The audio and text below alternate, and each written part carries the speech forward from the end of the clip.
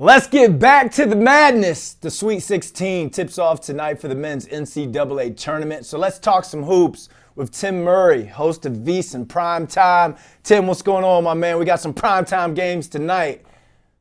I'm fired up, man. I know everyone wanted the Cinderella. We don't have Cinderella, but that's fine because we got incredible matchups both tonight and on Friday. So I'm fired up, man. All right, we can start with the 6-2 matchup in BYU versus Alabama, and I'm not talking about height. The Cougars have a lot of hype around them right now, but do you think they can pull off this upset? Yeah, I think this is a game where you look at, matchups, right? And in the previous round, Alabama faces a team that wants to drag you into the mud in St. Mary's, and they were able to get out of said muddy puddle and move on to the Sweet 16 here, where you've got two elite offenses and two defenses that, let's call what it is, not great defensively. So, from a betting standpoint, you look at the total in this game and it's around 175 and a half, which would be the highest total we've seen in an NCAA tournament game since 1997. So Alabama's a team that plays at a breakneck pace. They're number one in the country in adjusted tempo. And then BYU is elite shooting. They want almost half their possessions to end with three-pointers. They are an NBA-style team. What I mean by that is they want to shoot threes and they want to dunk. Those are their ways of scoring here. So I love this matchup that we get in Newark. I think it's going to be phenomenal to see these two teams, these two styles go head to head. And, the beauty of the NCAA tournament is when you get hot. And when you look at this BYU team, got off to a slow start in the Big 12, but you look at some of the advanced metrics that are out there, this is one of the best teams in the country over the last month and a half. So BYU got a great draw playing in elevation in the first round. Now they got to come across country. So I do think Alabama ultimately edges them out. But as we've seen in recent years, if Alabama goes cold from outside, they are definitely susceptible to getting knocked off. Absolutely. I'm glad you mentioned both teams behind the arc because both teams average around 10 threes per game. So we're going to see ourselves a shooting clinic in that one right here in our backyard of Newark, New Jersey. Moving on, we got four-seeded Maryland who traveled to San Francisco to advance to the Sweet 16. They take on probably the best team in the country and one-seeded Florida. Who do you think advances in this one? Yeah, unique, and I know you had the emphasis on travel there with the Derek Queen buzzer beater. That's kind of what was the thing? The what color is the dress? Like, is it a travel? Is it not a travel? Regardless, they didn't call it. I think that was the right decision. But we move on. Maryland actually did stay out west. They did not come back east. So, is there an advantage for the Terps staying out west? The unique situation here has nothing to do with the players on the court. It's the Kevin Willard situation where his flirtation with Villanova is widely known. A lot of people believe that when Maryland is eventually eliminated, that he will become the next head coach of Villanova. So does that become a distraction for Maryland? Certainly for him, in some of his press conference answers, it has been a bit of a distraction. But when we look at on the floor, you look at this Florida team, there was no team hotter than the Florida Gators coming into the NCAA tournament, running through the SEC tournament like they did. And then they got a little bit of a scare against UConn, but they were able to overcome that. And sometimes you see teams, you get that scare, and maybe they play better the next time. My worry about Maryland here is that their starting five, which they deem the Crab Five, is elite. It is as good as any starting lineup in the country, but the depth for Florida as the game wears on, does that ultimately take its toll on the Terps? I think Maryland keeps this thing competitive. From a gambling standpoint, they're around a 6.5 point underdog. So I do think Maryland is competitive tonight. I think this is a fascinating matchup, but I do have concerns about the depth for Maryland ultimately being their downfall and Florida able to escape out there at the Chase Center in the Bay Area. Yeah, so what's that saying? To be the champs, you got to beat the champs, and that's exactly what Florida did. One of the top rebounding teams in the country, especially on the offensive glass. So I have them in my bracket going to the national championship. Even though my bracket's all busted right now, I still think Florida's going to play in that national championship. Later on in the night, you got four-seeded Arizona versus Cooper Flag and one-seeded Duke. Do the Dukies take this one?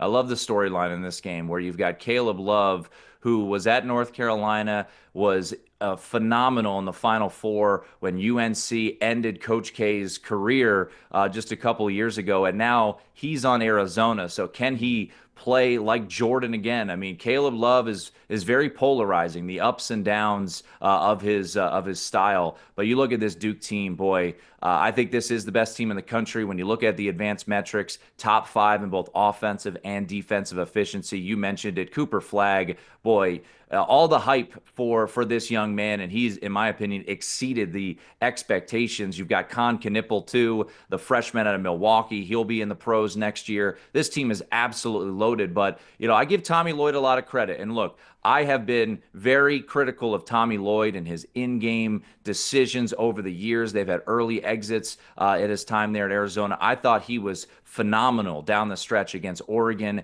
giving Oregon no chance to tie the game with a 3, fouling at the right times, beautiful substitution patterns. Look, Arizona from an athletic standpoint can go head-to-head with this Duke team, but you do wonder about the shooting. Caleb Love, can he continue to be red hot? But this is one of those games where I think Duke is the best team in the country, but there's a reason this tournament is madness, and we could see some madness with Arizona with the athleticism that they have. And it's worth noting, there is a little familiarity with these two teams. Not only did Caleb Love play against Duke a bunch when he was at UNC, these two teams played in Tucson back in November, an ugly game, 69-55. Duke got the win there. So there is a little bit of familiarity between these two teams when they go head-to-head tonight. I don't have any stats to back up why I want Duke to win. I just want to continue to see Cooper Flagg's Geico commercial. Awesome. Man, this kid is as advertised. Plus, he's from Maine. I love the clam chowder up there.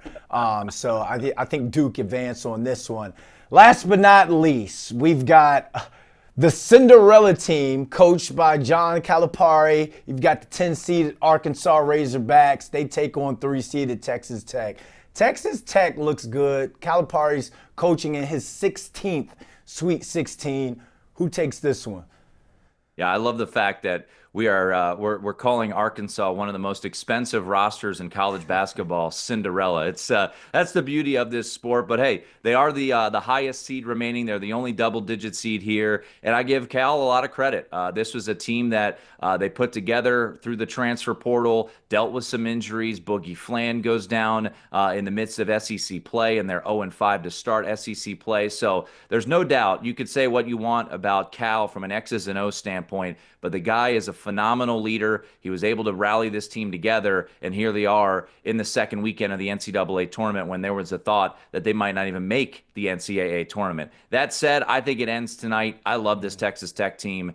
They're dealing with some injuries. McMillan, their sharpshooter, has been out a couple of games. We'll see if he does return. But look, St. John's, and I know folks tuning in here wanted the Johnnies to make that run. I was there with you. I wanted to see St. John's make a magical run and head out to San Francisco, maybe cut down some nets to go to the Final Four. But I do not envision a team like Texas Tech going 2 of 22 from long range. So I think Arkansas has done a great job bringing it all back. We'll see about the status of Adu Thero, their leading scorer. Cal said he was going to play earlier this week, then kind of brought it back a little bit yesterday. So curious to see the effectiveness there. They've had some pieces.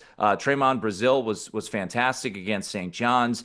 Jonas Adu continues to play exceptionally well. Nelly Davis, the FAU transfer. But I love this Texas Tech team. They were my pre-tournament pick to come out of this region and knock off a team like Florida. So I think Texas Tech takes care of business tonight against Arkansas, and the clock strikes midnight on the inspirational multi-million-dollar roster that is Arkansas. I think this team is primed for a deep run, man. Starting off 0-5 in the SEC with the roster and the money that you have put in that roster. There's just something special, I believe, a legendary Hall of Fame coach like that can, in terms of motivating his kids to gear them up for a game like this. But it's one of those games where anything can happen. Tim, before I let you go, I see the jersey in the background. If you still had 1 year of eligibility, how many points are you dropping tonight in the Sweet 16?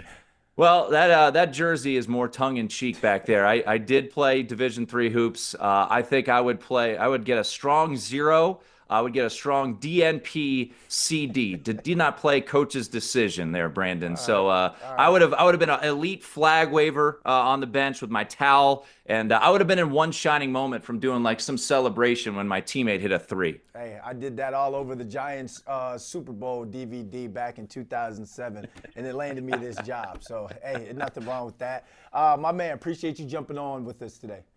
Appreciate it, man.